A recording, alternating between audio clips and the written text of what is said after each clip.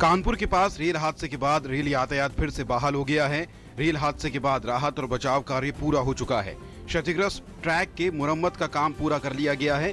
इस हादसे में मरने वालों की संख्या बढ़कर 146 हो चुकी है। लोगों को राहत देते हुए आरबीआई ने बैंकों को ऋण वापस जमा करने के लिए दिया 60 दिनों का अतिरिक्त समय। नोटबंदी के मद्देनजर 1 करोड़ तक की सीमा के लिए बैंकों को पुराने फंसे कर्ज वर्गीकरण के नियमों में दी राहत। नोटबंदी के बाद लगभग 1/3 बंद किए गए 500 और 1000 के नोट बैंकों में किए गए जमा। 10 नवंबर से लेकर अब तक 5,40,000 करोड़ रुपए किए गए जमा। 1 लाख करोड़ रुपयों की बैंकों और एटीएम से की गई निकासी। केंद्र सरकार की ओर से किसानों को एक और राहत का फैसला। पुराने 500 के नोट का प्रयोग कर खरीद सकते हैं रबी फसल के बीज। पहचान पत्र देकर केंद्र और राज्य सरकार के केंद्रों से खरीद सकेंगे। केंद्र सरकार ने नोटबंदी के फैसले के क्रियान्वयन की स्थिति जानने के लिए एक समिति का गठन किया है। वित्त मंत्रालय की एक विज्ञप्ति में कहा गया है कि समिति के सदस्य राज्यों और केंद्र शासित प्रदेशों में जाकर हालात का जायजा लेंगे और 25 नवंबर तक अपनी रिपोर्ट सरकार को सौंपेंगे।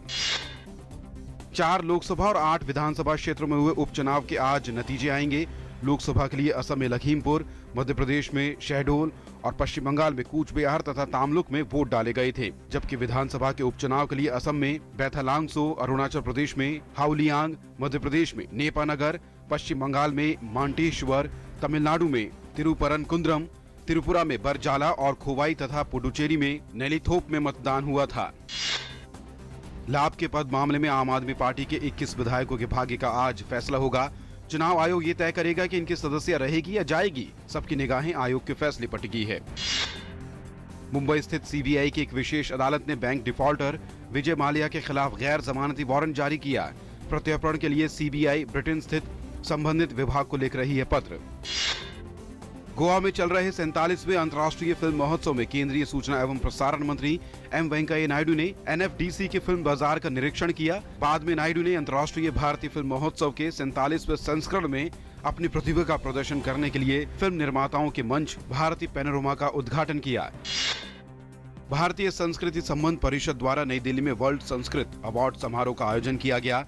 इस मौके पर वर्ष 2015 के लिए थाईलैंड की राजकुमारी महाचाकरी सिरिंधोन और वर्ष 2016 के लिए अमेरिका के डॉक्टर जॉर्ज कार्नोट को उपराष्ट्रपति हामिद अंसारी ने सम्मानित किया। लोक सेवा प्रसारक प्रसार भारती और अग्रणी विश्वविद्यालयों में एक विश्व भारती ने देश की समृद्ध सांस्कृतिक विरासत से रूबरू करवाने वाले कार्यक्रम तैयार करने के लिए सहमति पत्र पर हस्ताक्षर किए हैं। एमओयू पर हस्ताक्षर के वक्त प्रसार भारती के अध्यक्ष, सीईओ और विश्व भारती के कुलपति स्वपन दत्ता सहित दोनों ओर से वरिष्ठ अधिकारी मौजूद थे। जापान में आए शक्तिशाली भूकंप के बाद सुनामी की चेतावनी जारी की गई है। ये भूकंप फुकुशिमा प्रांत के नजदीक आया है। सरकारी मीडिया एनएचके के मुताबिक सरकार ने लोगों से तटीय इलाकों से हटने की अपील की है। चेतावनी दी गई है कि सागर में 3 मीटर ऊंची लहरें उठ सकती हैं।